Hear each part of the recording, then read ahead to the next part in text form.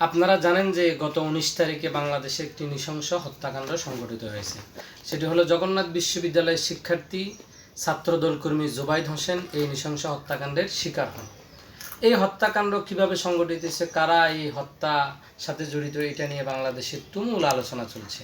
কিন্তু গতকালকে আমরা জানতে পেরেছি যে বংশাল থানার ভারপ্রাপ্ত কর্মকর্তা রফিকুল ইসলাম জানিয়েছেন এটি একটি প্রেম গঠিত হত্যাকাণ্ড।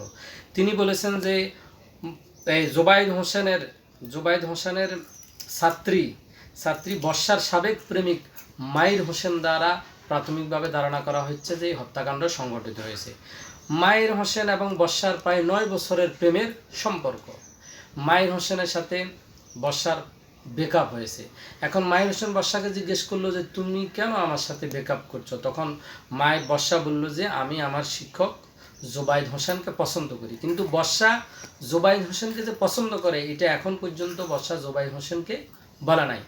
মাহির এই কথার উপরে ক্ষিপ্ত হয়ে যে তার সাথে ব্রেকআপ করে সে শিক্ষক জুবাইদ হোসেনকে ভালোবাসে, এটার পরে সে জুবাইদ হোসেনের উপরে ক্ষিপ্ত হয়ে সে জুবাইদ হোসেনকে নৃশংসভাবে গলা কেটে হত্যা করে। তাহলে চিন্তা করুন, একটা সামান্য প্রেমের কারণে একটা মেধাবী ছাত্রের জীবন ধ্বংস হয়ে গেছে। তার মা বাবা কত আশা নিয়ে, কত স্বপ্ন নিয়ে তাকে বিশ্ববিদ্যালয়ে পাঠিয়েছে যে আমাদের এই সন্তান পড়ালেখা করে মানুষের মতো মানুষ হবে এবং আমাদের পরিবারের হাল ধরবে। কিন্তু এই ফুটন্ত গোলাপ ফুটার আগেই সে কি হয়ে গেছে, ঝরে পড়ে গেছে।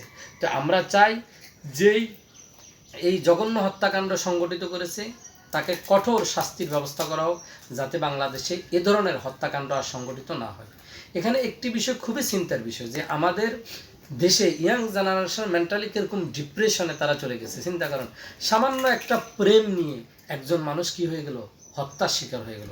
তাই আমি সমাজবিজ্ঞানের প্রতি আহ্বান জানাবো যে কিভাবে এই সমাজ থেকে আমাদের ইয়াং জেনারেশন ডিপ্রেশন দূর করা যায়। তারা এই বিষয়ে চিন্তা ভাবনা করবেন এবং এই বিষয়ে কাজ করে যাবেন।